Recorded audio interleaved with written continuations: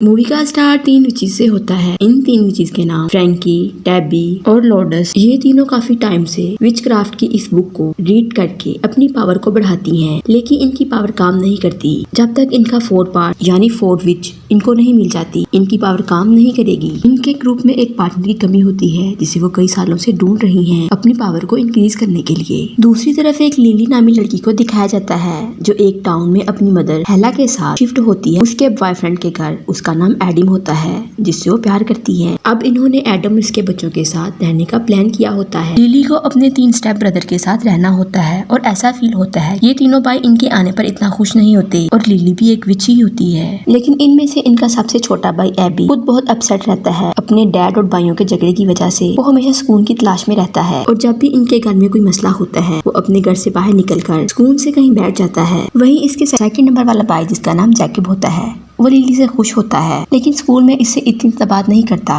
क्योंकि वो खुद को एम्बैरेस फील नहीं करवाना चाहता। टिम्मी जैकब का बेस्ट फ्रेंड होता है। स्कूल में हीरो और कूल बनने के लिए शूटिंग करता रहता है। यहाँ बात जाया की हो रही है जो इनका बड़ा भाई है जिसे नींद में चलने की बीमारी होती है और वो ज्यादातर सबसे रूड ही रहता है। और एडम एक खुद मोटिवेशनल स्पीकर होता है और एडम की मुलाकात भी हेला से कहीं ऐसे ही हुई होगी, तभी तो उसने हेला को अपने जाल में फंसा लिया। दूसरी तरफ इन चारों विचेस के बारे में ये बताया जाता है कि इनके पास कोई ना कोई सुपर पावर है। टैबी के पास आग की पावर है, फ्रैंकी के पास हवा की पावर है और लोडस के पास अर्थ की पावर है और लिली के पास पानी की पावर होती है। लेकिन हैरानी की बात ये होती है कि लिली ने कभी भी खुद को ऐसा फील नहीं करवाया कि इसके पास कोई पावर है या वो कोई विच है। और जब वो अपने स्कूल में इन लड़कियों से मिलती है तो इनकी पावर को देखकर इसे अपनी पावर फील होती है। जब नेक्स्ट टिम्मी इसके पीरियड वाली बात को लेकर इसे एम्बैरेस फील करवाता है ये अपनी पावर से उसे उठाकर फेंकती है और इन चारों को इस पर बहुत गुस्सा आता है। और ये तीनों लड़कियां लिली के गले में वो लॉकेट देखती है जिससे इनको पता चल जाता है, मतलब कन्फर्म हो जाता है ये भी इनके विचक्राफ्ट की एक मेंबर है यानी उसका पार्ट होती है। वो लिली को टेस्ट करने के लिए एलोपैथिक टेक्स्ट सेंड करती हैं और लिली उस टेक्स्ट को फील भी करती है। मींस के उसे वो टेक्स्ट साफ सुनाई देता है कि उसे क्या कहा जा रहा है। ऐसे लिली इनके टेस्ट में क्लियर होती है। फिर ये तीनों लिली को अपने ग्रुप में ऐड करने के लिए फोर्स करती हैं ताकि वो अपनी विच पावर को और बढ़ा सके। इस विच क्राफ्ट बुक को रीड करके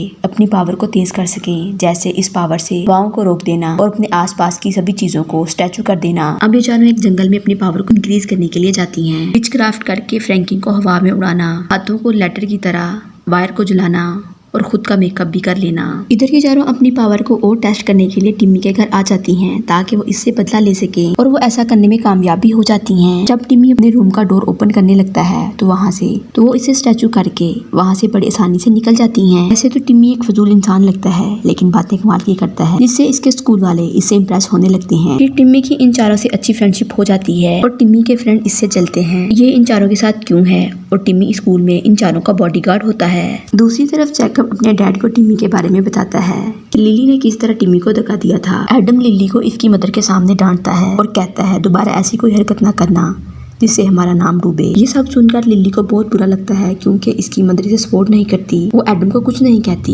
लिली फिर एडम के बारे में जानने की ट्राई करती है ये कौन है और क्या काम करता है और इसके हाथ में कुछ सबूत भी लगते हैं। यहाँ लिली के फ्रेंड इनको अपने घर में इन्वाइट करते हैं। वहीं लिली के स्टेप ब्रदर भी आए होते हैं लेकिन वो टिम्मी को देखकर वहाँ से चले जाते हैं। इसके बाद टिम्मी इन चारों के साथ बैठकर एक गेम खेलता है जिसमें वो अपने सच के बारे में बताते हैं, लेकिन इन सब में से सिर्फ टिम्मी का सच इंटरेस्टिंग होता है। तो ये बताता है वो बाइसेक्सुअल भी है। रिलेशन लिली के बड़े स्टेप बाई के साथ होता है और इस सीक्रेट को इन दोनों ने कभी किसी को नहीं बताया और अगर ये बात एडम को पता चलेगी तो इसका बहुत बुरा हाल करेगा। ये चारों इसके सीक्रेट को अपने तक ही रखती हैं। यहाँ लिली टिम्मी से प्यार करने लगती है और लिली इस पर जादू करती है। बड़े टाइम के लिए ऐसा ही होता है। लिली और टिम्मी एक दूसरे को किस करते हैं। नेक्स्ट डे स्कूल में टिम्मी के मरने की न्यूज मिलती है जिसे सुनकर लिली सैड हो जाती है, मतलब कि इसके प्यार का सपना टूट जाता है। लिली की फ्रेंड खुद को और लिली को ज्यादा कसूरवार समझते हैं टिम्मी की मौत पर। ये तीनों लिली से दूर होने लगती है क्योंकि लिली अपनी पावर का कंट्रोल खो रही थी। इन तीनों को ऐसे फील होता है हमें ये मैजिक सही से यूज करना नहीं आता तो हमें नेक्स्ट इसे यूज नहीं करना चाहिए। फिर तीनों मिलकर एक स्पेल अपनी पावर पर भी करती हैं ताकि वो अपनी पावर को कभी यूज ना कर सकें और ये तीनों लिली पर भी ये स्पेल करती हैं अपनी ग्रुप फोटो को लेकर। ऐसे लिली की भी विच की पावर अपनी फ्रेंड की पावर के साथ जा चुकी होती है। अब वो इस कंडीशन में आ जाती हैं, मतलब उस स्टेज पर पहुंच जाती हैं जैसे वो लिली के आने से पहले थी। दूसरी तरफ ये पता चलता है कि लिली हेला की बेटी नहीं होती बल्कि उसे अडॉप्ट किया गया होता है और लिली की रियल मदर ने हेला से कसम ली होती है कभी भी ये बात लिली को पता चलने नहीं देगी।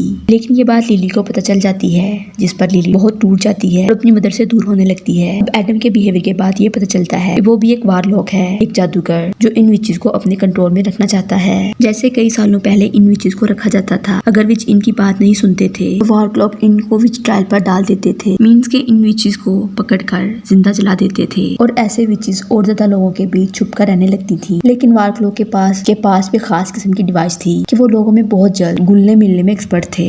ये सारी बात एडम उसको उस टाइम बताता है जब वो लिली की मदर के रूप में आकर उसे कहता है वो अपनी सारी पावर और कर्स उसे दे दे, यानी जो को भी पेन होगी वो हेले के होगी, ना कि लिली को। और हेले लिली को ये भी बताती है कि वो इसकी मदर के ग्रुप का हिस्सा थी, लेकिन ये सिर्फ एडम था जो इसकी मदर के रूप में आकर लिली को फंसाना चाहता था, लेकिन वो इस सारे काम में फेल हो जाता है। फिर अपने रियल रूप में आकर लिली को सच बताता है और जबरदस्ती से अपने साथ जंगल में ले जाता है और वहाँ जाकर एक सीक्रेट की बात बताता है, टिम्मी की मौत के बारे में। और टिम्मी के मरने से मेरा बेटा भी सही राह पर चलेगा और तुम ये बात किसी को नहीं बताओगी। और एडम की इस बात से लिली को गुस्सा आता है और उसे ऐसे चांस मिल जाता है अपने दोस्तों से कांटेक्ट करने का। फिर वो अपनी फ्रेंड को अपने सैंपल के थ्रू बुलाती है। फिर ये तीनों अपनी अपनी पावर से एडम को मारने की ट्राई करती हैं। एडम काफी स्ट्रॉन्ग होता है, इतनी जल्दी इनके सामने हार नहीं मानता। फिर लिली अपनी इन तीनों फ्रेंड से कहती है चारों को एक साथ मिलकर इस पर अटैक करना चाहिए। इसके बाद इनका ये प्लान एडम पर वर्क कर जाता है और एडम की मौत हो जाती है। अगली सुबह सारी चीजें नॉर्मल हो जाती हैं। फिर ये तीनों हेला को एडवाइस करती हैं